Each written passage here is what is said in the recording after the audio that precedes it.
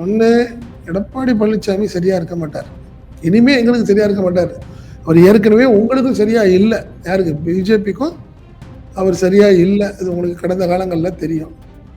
அதனால தொடர்ந்து நீங்க அவரை எதிர்த்து அதிமுகவை நடத்துனீங்கன்னா 2029 பாராளுமன்ற தேர்தலுக்குள்ள அதிமுகங்கிறது கிட்டத்தட்ட அழிஞ்சு போயிடும். தொடர்ந்து பார்த்தீங்கன்னா எங்களுக்கு ஆதரவான நிர்வாகிகளை நீக்கிட்டே இருக்காரு கட்சியிலேருந்து.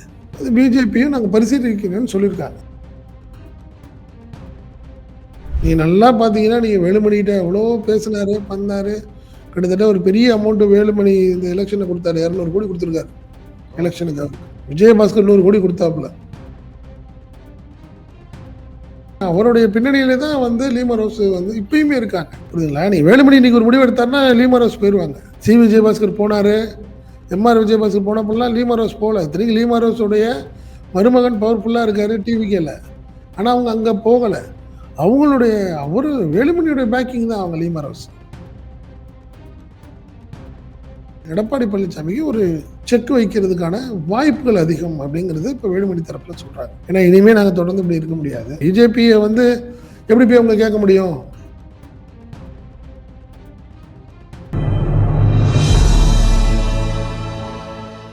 தமிழ் நியூஸ் நேயர்களுக்கு வணக்கம். இன்றைய நேர்காணலில் நாம் அறிந்திருப்பவர் தமிழ் நியூஸோட ஆசிரியர் மற்றும் பத்திரிகையாளர் திரு செந்தில் சார். சார் வணக்கம்.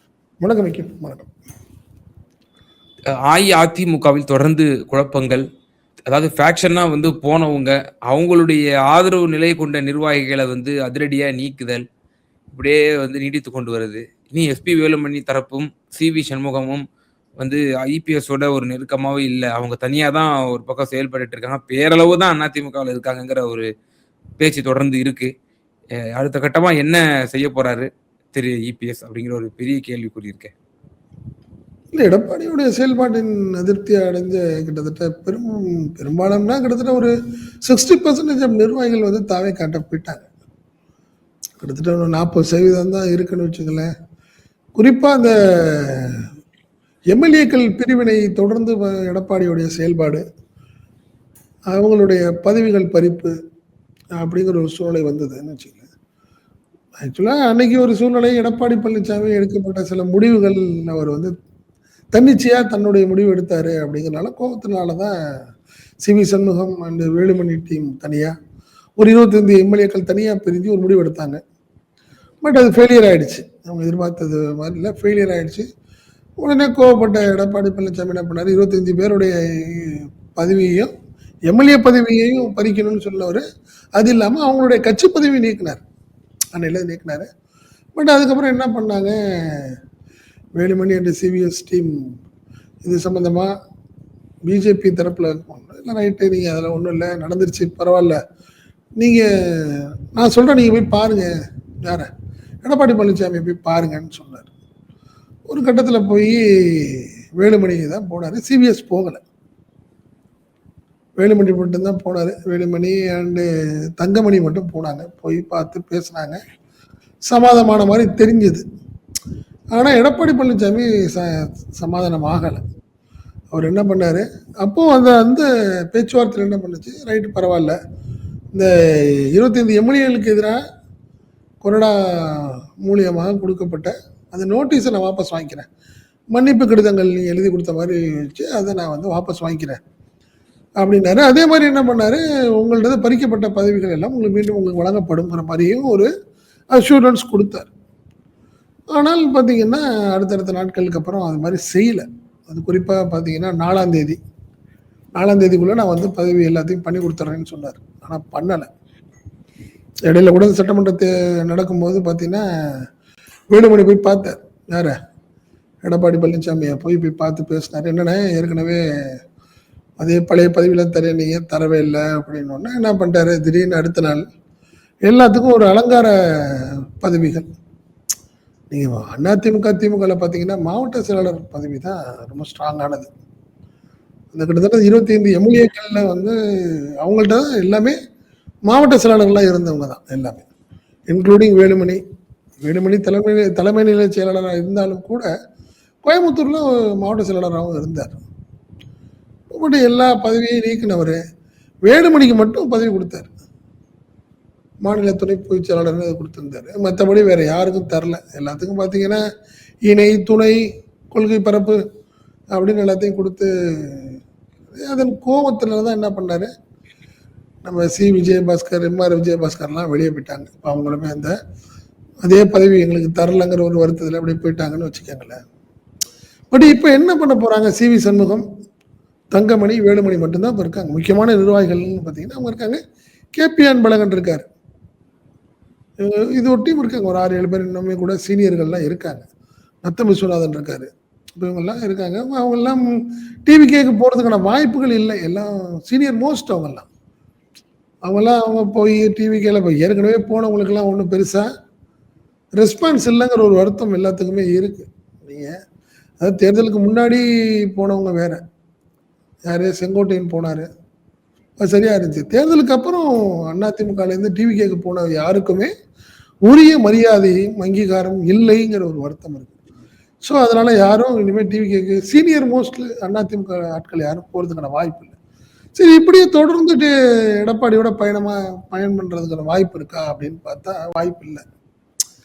ஏன்னா ஒரே கட்சியில் இருந்துக்கிட்டு ஒரு பொதுச் செயலாளரை புகைச்சிக்கிட்டு அவரை பார்க்காம அப்படிங்கிறது சரியா இருக்காது.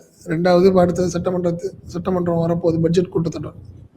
நீங்கள் திருப்பி ஒரு இஷ்யூ பேஸில் நீங்கள் எடப்பாடி பழனிசாமி வெளிநடப்பு செய்கிற போது நீங்கள் உட்கார்ந்துருக்கிறதா போகிறதா இந்த மாதிரி குழப்பங்கள்லாம் இருக்குது. ஸோ அதனால் திருப்பி வேலுமணி தரப்பு என்ன பண்ணுறாங்க, பாஜக தரப்பில் போய் நீங்கள் ஏற்கனவே நாங்கள் உங்கள்கிட்ட சொன்னோம், நீங்கள் தான் போய் பார்க்க சொன்னீங்க, போங்க சமாதானப்படுத்திடலாம்னு சொன்னீங்க, நீங்கள் போகணும், பட் சமாதானம் ஆகலை அப்படின்னு ஒன்று.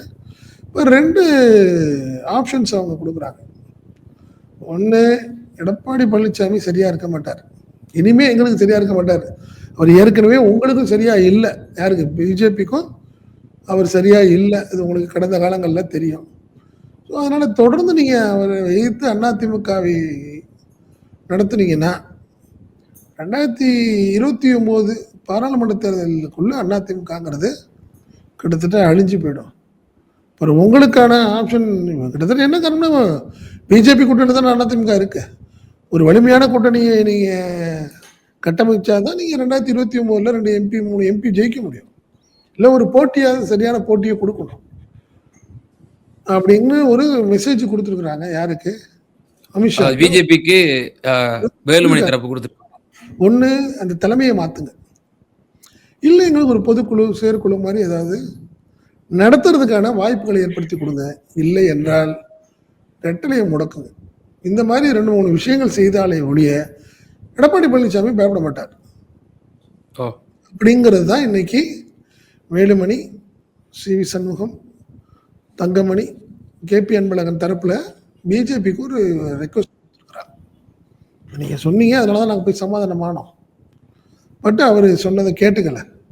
இதே நிலை தொடர்ந்தால் அதிமுகங்கிறது கிட்டத்தட்ட அழிஞ்சிடும், உங்களுக்கான ஒரு வாய்ப்பு இல்லாமல் போயிடும். உங்கள் கூட்டணி கட்சி இது 2029. ஏன்னா என்ன, ஏற்கனவே பார்த்தீங்கன்னா பிஜேபியில் இப்போ அண்ணாமலை ஒரு ஃப்ராக்ஷன் போயிடுச்சு, அவர் தனியாக ஒரு அமைப்புக்கு போயிட்டாரு. இன்னும் ஒரு 2-3 மாதத்தில் கட்சி ஆரம்பிக்க போகிறார். அப்படி ஒரு சூழ்நிலை இருக்கும் பட்சத்தில் நீங்கள் பிஜேபி வீக்காக இருக்குது, அதிமுக வீக்காக இருந்தால் 2029 பாராளுமன்ற தேர்தலை எப்படி நீங்கள் எதிர்கொள்ள போகிறீங்க? ஸோ அதற்கான ஏதாவது ஒரு விஷயத்தை நீங்கள் பண்ணணும் அப்படின்னு சொல்லியிருக்காங்க. அவங்க 2 விஷயம் என்ன சொல்கிறாங்க, ஒன்று மாற்றணுன்றாங்க, பொதுச்செயலாளரை மாற்றுங்க, பொதுக்குழு செயற்குழு நடத்துங்க, இல்லாத பட்சத்தில் ரெட்டலைன்னு சொல்கிறாங்க. காரணம் என்னன்னா, கடந்த 2026 சட்டமன்ற தேர்தலில் கிட்டத்தட்ட 80 லட்சம் வாக்குகள் கிடைச்சிருக்கு அதிமுகவுக்கு. இது எல்லாம் எடப்பாடி பழனிசாமின்னு ஒரு பெரிய கவர்ச்சி மிக்க தலைவர்கிட்ட கிடைக்கல. ரெட்டலைங்கிற அந்த ஒரு மேஜிக் சிம்பிளுக்கான வாக்கு தான், பெரும்பாலும் நடந்த வாக்கு அதுதான். ஸோ நீங்கள் ரெட்டலை முடக்குனீங்க தான் அவர் பயப்படுவார், சொல்றதை கேட்பார் அப்படின்னு ஒரு 3 ஆப்ஷன்ஸ் கொடுத்துருக்குறாங்க. அதிமுக அதிமுகவுடைய முக்கிய தலைவர்கள் பிஜேபிக்கு சொல்லியிருக்காங்க. பிஜேபி தரப்பு இப்போ என்ன சொல்லியிருக்கு, இப்போ இந்த பாராளுமன்ற கூட்டத்தொடர் ஆரம்பிக்குது, முடிஞ்சிட்டோம், 20ஆம் தேதி ஆரம்பிக்குது, அதே கிட்டத்தட்ட பார்த்தீங்கன்னா ஆகஸ்ட் 10, 12க்குள்ள முடிஞ்சிடும், 13 முடியுது. அதுக்கப்புறம் நம்ம இதற்கான ஆப்ஷன்ஸை நான் பார்க்குறேன், கண்டிப்பாக பண்ணித்தரேன் உங்களுக்குன்னு சொல்லியிருக்காரு. இப்போ இதுதான் ஒரு முக்கியமான தகவல். என்ன காரணம்னா, நாங்கள் இவ்வளோ நாள் தொடர்ந்து இதே மாதிரி பயன் பண்ண முடியாது எடப்பாடி பழனிசாமி. ஏன்னா சுத்தமாக முகம் கொடுத்து பேச மாட்டேங்கிறாரு. தொடர்ந்து பார்த்தீங்கன்னா எங்களுக்கு ஆதரவான நிர்வாகிகளை தொடர்ந்து ஒரு நீக்கிட்டே இருக்கார் கட்சியிலேருந்து. இந்த 2 நாளைக்கு முன்னாடி பார்த்தீங்கன்னா விழுப்புரத்தில் ஒரு பெரிய கூட்டத்தை நீக்கிட்டார், சிவி சண்முகத்துக்கு ஆதரவாளர்ல. இப்படியே போயிட்டு இருந்துச்சா சரியா இருக்காது அப்படின்னு ஒரு மெசேஜ் கொடுத்துருக்குறாங்க. பிஜேபியும் நாங்கள் பரிசீலிக்கணும்னு சொல்லியிருக்காங்க. அதனால சார் இப்ப நீங்க சொன்ன ஒரு விஷயம், அதாவது இபிஎஸ்க்கு செக் வைக்கணும், அவர் வழி கொண்டு வரணும்னா இந்த இரட்டை இலையை முடக்கிறது, கட்சி அவர் பொதுச் செயலாளர்ங்கிற அப்ஜெக்ஷன் ஆல்ரெடி பல வழக்குகள் இருக்கு, அதை தூசி தட்டி எழுப்புறது, இதெல்லாம் அண்மையா பல செய்திகள் வந்துச்சு. இப்ப அதெல்லாம் சாத்தியமா இருக்குமா? சேலஞ்ச் பண்றதுக்கு யார் இருக்காங்க அப்படிங்கிற ஒரு கேள்வி இருக்கு. ஓபிஎஸ்ஆ இருக்கட்டும், சசிகலாவா இருக்கட்டும், அவங்களாம் போயிட்டாங்க. இல்ல சசிகலாவை கொண்டாடுறதுக்கு அவங்க பேசுறாங்க. பேசுறது சசிகலாவுக்கு கொண்டாங்க. இப்ப எங்களெல்லாம் வேண்டாம், ஏற்கனவே இருந்தவங்க அவங்க தானே, அவங்கள கொண்டாடுங்க, அவங்கள வச்சுக்கோங்க. ஏன்னா திருப்பி உண்மையிலே நீங்க சொல்ற ஒரு விஷயம் இருக்கு, சிவி சண்முகம் கொண்டாந்தீங்கன்னா சரியா இருக்குமா, எல்லாம் ஏத்துக்குவாங்களா? நத்தமி சொல்லாத கொண்டாந்தா எல்லாம் ஏத்துக்குவாங்களா? வேலுமணி ஏத்து, இது ஒரு பிரச்சனை இருக்கு நீங்க சொன்ன மாதிரி. உங்களுடைய ஆப்ஷன் அதுதான். டிடி தினகரனை கூட கட்சியில கொண்டு வர போறாங்கிற ஒரு தகவல் கூட. ஒரு கட்சி ஆரம்பிச்சு கொஞ்சம் ஸ்ட்ராங்காவே ஆயிட்டாரு. 2வது அந்த கட்சியை மெர்ஜி பண்ணணும், கட்சியை மெர்ஜி பண்ணி வரணும். புரியுதுங்களா? நீ சசிகலா கட்சி ஆரம்பிச்ச மாதிரி காட்டினாங்களே ஒழிய அது அந்த ஒரு கோவம் இல்லை. சட்டமன்ற தேர்தலில் ஒரு கோவத்தில் அவங்க நடந்த ஒரு விஷயம் அது. பட் அது ஏன்னா நீங்க அவருக்கு டிடிவியை கொண்டாந்தீங்கன்னா, கொண்டாடணும்னா நீங்க அதுக்கான ஆப்ஷன்ஸ் அவருக்கு கொடுக்கணும். நீங்க கட்சியை மெர்ஜி பண்ணீங்கன்னா உங்களுக்கு என்ன பதவி கொடுக்க போறீங்கன்னு இருக்குது, நிறைய விஷயங்கள் இருக்கு. பட் இவங்க எல்லாமே ஏற்கனவே ஒரு முறை சசிகலாவை ஏத்துக்கிட்டவங்க தான் அவங்கெல்லாம் பொதுச்செயலாளரா. புரியுதுங்களா? நீங்க அதனால தான் இப்போ அந்த ஒரு சூழ்நிலையை அவங்க போயிருக்கிறாங்க.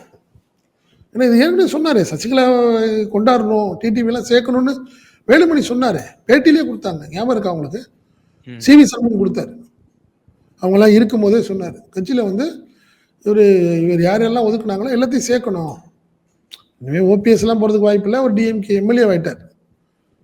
நீங்கள் வெளியில் இருக்க ஆட்கள்னு பார்த்தீங்கன்னா நீங்கள் ஆட்டோமேட்டிக்காக டிடிவி அண்டு சசிகலா இருக்கிறாங்க. ஸோ இந்த சசிகலா ஆப்ஷனை வேலுமணி தரப்பு சொல்லியிருக்கு பிஜேபிட்ட. ஸோ இதற்கான சூழ்நிலைகள் அநேகமாக இன்னும் ஒரு மாதம் தான். இன்னைக்கு 20 தேதி ஆயிடுச்சு, அடுத்த 20க்குள்ள ஒரு மாற்றங்கள் இருக்கு. இன்னும் 1 மாதம் தான் விஜய்க்கு நம்மளுக்கு எடப்பாடி பழனிசாமிக்கு ஒரு செக் வைக்கிறதுக்கான வாய்ப்புகள் அதிகம் அப்படிங்கிறது இப்போ வேலுமணி தரப்பில் சொல்கிறாங்க. ஏன்னா இனிமேல் நாங்கள் தொடர்ந்து இப்படி இருக்க முடியாது, உங்களை நம்பி தான் நாங்கள் போய் அவரை போய் பார்த்தோம். அதுதான் பிரச்சனை. இப்போ நீ பிஜேபியை எப்படி போய் அவங்க கேட்க முடியும், இது உள்ளாட்சி உட்கட்சி பிரச்சனை இல்லையா அப்படின்னு கேட்டால், பிரிஞ்சிருக்கும் போது பிஜேபி தானே கூப்பிட்டு சரி நீங்கள் போங்க, அவங்க சரி பண்ணிக்கலாம் போங்கன்னு சொன்னது அவங்க தானே. அவங்க தான் அந்த அமித்ஷாவுடைய அந்த வார்த்தைக்கு நம்பி தானே அவங்க போனாங்க. அதனால அவங்க கேட்டிருக்காங்க, கண்டிப்பாக நான் பண்ணித்தரேன், இந்த 1 மாதத்துல பண்ணித்தரேன்னு சொல்லியிருக்காரு. அது ஒரு பெரிய ஹாப்பியாக இருக்குது வேலுமணி தரப்பு. அதுதான் இப்போ நம்மளுக்கு கிடைச்ச தகவல். அதே போல திரு எடப்பாடி பழனிசாமி அவர்கள் லாட்டரி மாற்றினுடைய குடும்பத்திலையும் சில விஷயங்கள் மாட்டியிருக்காரு அப்படிங்கிற ஒரு தகவலும் வருது. ஃபார் எக்ஸாம்பிள் இப்போ லீமா ரோஸ் அவர்களுக்கு ஒரு டிக்கெட் கொடுத்தாங்க லால்குடியில். எலக்டோரல் பாண்ட்ல திரு எடப்பாடி பழனிசாமி அவர்கள் 300 கோடி வாங்கியிருக்கிறாரு. அதாவது அஃபீஷியலா 250 crore பை பேங்க்ல வாங்கியிருக்கிறாரு. 50 கோடி ரூபாய் ரொக்கமாக வாங்கியிருக்கிறாரு அப்படின்னு சொல்லி ஒரு அண்மை தகவலையும் நம்ம பத்திரிகையில பார்த்தோம். இது எந்த அளவுக்கு உண்மைத்தன்மை வாய்ந்தது? அப்புறம் அப்படி ஒரு லாக் ஆயிருக்காரா? ஏன்னா அவங்க எல்லா கட்சிகளும் கொடுத்துருக்காங்க, அவ்வளவு காசு உள்ளவங்க தான் அவங்களும். இல்லை உண்மைதான். அவங்கள கொண்டாந்து உடனே சீட்டு கொடுத்தாரு, உடனே கட்சியில பொறுப்பு கொடுத்தாரு. புரியுதுங்களா? அதனால மாற்றம் இல்லை, உண்மைதான், அதுலலாம் மாற்றம் இல்லை. பட் அதுல என்ன மேட்டர்னா, அந்த பேக்கிங்லையும் வேலுமணி தான் இருக்காரு. வேலுமணிக்கு தான் ரொம்ப க்ளோஸ் ஒரு மார்டின், அவர் கோயம்புத்தூர். ஆமாம், நீ அவருடைய பின்னணியிலே தான் லீமா ரோஸ் இப்பயுமே இருக்காங்க. புரியுதுங்களா? நீ வேலுமணி இன்னைக்கு ஒரு முடிவு எடுத்தாருன்னா லீமா ரோஸ் போயிடுவாங்க. சி விஜயபாஸ்கர் போனாரு, எம்ஆர் விஜயபாஸ்கர் போனப்பெல்லாம் லீமா ரோஸ் போகல. இத்தனைக்கு லீமா ரோஸோடைய மருமகன் பவர்ஃபுல்லாக இருக்காரு டிவிகேல, ஆனால் அவங்க அங்கே போகலை. வேலுமணியுடைய பேக்கிங் தான் அவங்க லீமா ரோஸ். புரியுதுங்களா நீங்க? அதனால இது நடந்தது உண்மை. இது அப்பயே சொன்னாங்க. நிர்வாகிகள் லெவல்லயும் அந்த அமௌண்ட் சொன்னாங்க. பெரிய லெவல்ல அமௌண்ட் ஒண்ணு குடுத்துருக்காங்க. குடுத்து தான் அவர் சேர்றாங்க. இத்தனை தொகுதிகளுக்கான செலவுகள பார்த்துக்கிறேன்னு சொல்லி தான் அவங்க சேர்ந்தாங்கன்னு சொன்னது. அதனால தான் ஏங்க நீங்க சாதாரணமா இல்லங்க. லால்குடிய ஃபிக்ஸ் பண்ணி அவங்க வர்றாங்க. திருச்சி மாவட்டம் லால்குடிக்கும் லீமா ரோஸுக்கும் என்ன சம்பந்தம்? ம். புரியுதுங்களா? சம்மந்தமே இல்லல்ல. நீங்க வாங்க முடியுமா? அது எடப்பாடி பழனிசாமி மாரி ஒரு அடமன்ட்டான ஆளு எடப்பாடி பழனிசாமி. எங்கனைக்கு மகனையும் முடிவெடுக்கிறவரு. அவர்ட்ட போயி லால்குடிய குடுங்கன்னு சாதாரணமா யாராவது குடுத்தா ஒத்துக்குவாரா அவரு? அப்போ நீங்க அதுல ஒரு பெரிய பேக்கிங் இருக்கு. அதுக்கெல்லாம் முழுக்க முழுக்க காரணம் அந்த ஒரு ஆனா சார், பொருள். மகளிர் அணி கூட்டம் நடக்குது அதிமுக எம்ஜிஆர் மாளிகையில. அந்த கூட்டத்துல வேலுமணி புறக்கணிக்கிறாங்க, நத்தம் விஸ்வநாதன் புறக்கணிக்கிறாங்க, 9 பேர் புறக்கணிக்கிறாங்க. எங்களுக்கு அழைப்பு வரல, நாங்க புறக்கணிக்கிறோம் அப்படின்னு சொல்றாங்க.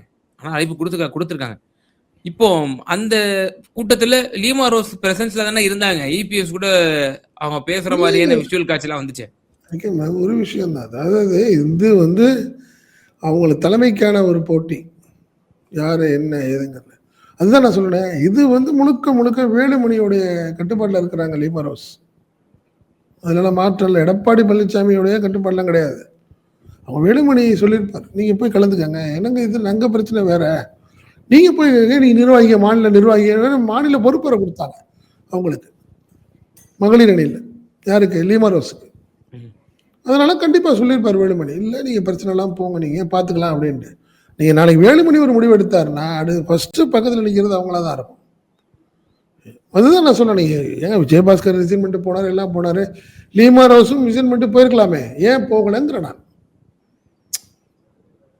அப்படி என்ன எடப்பாடி பழனிசாமி வந்து லீமா ரோஸ் வந்து பார்த்துக்க போறாரா?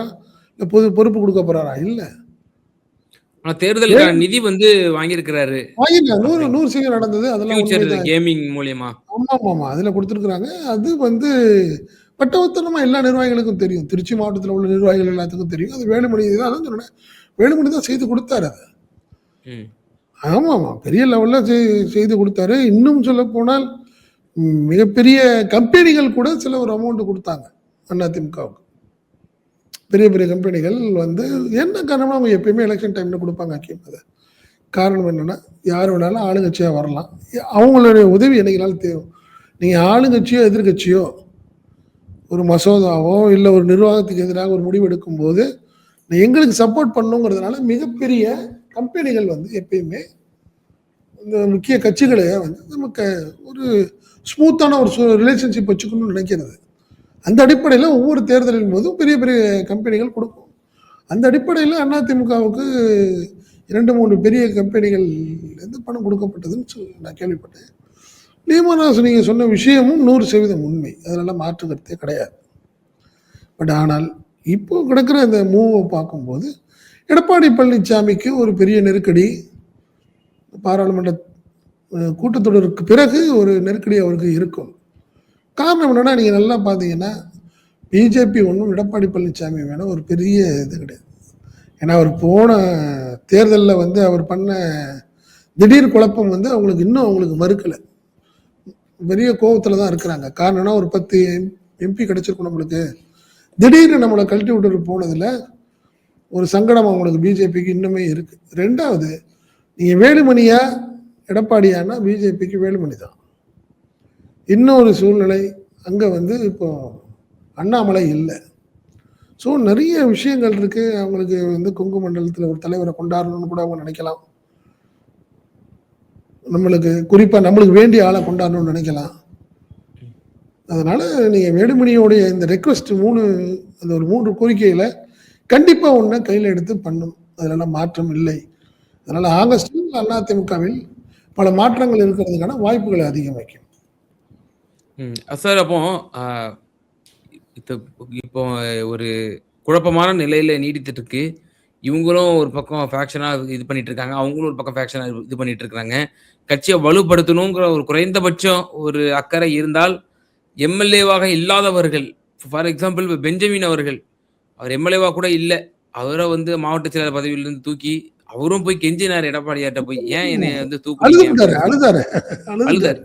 அழுதுட்டாரு.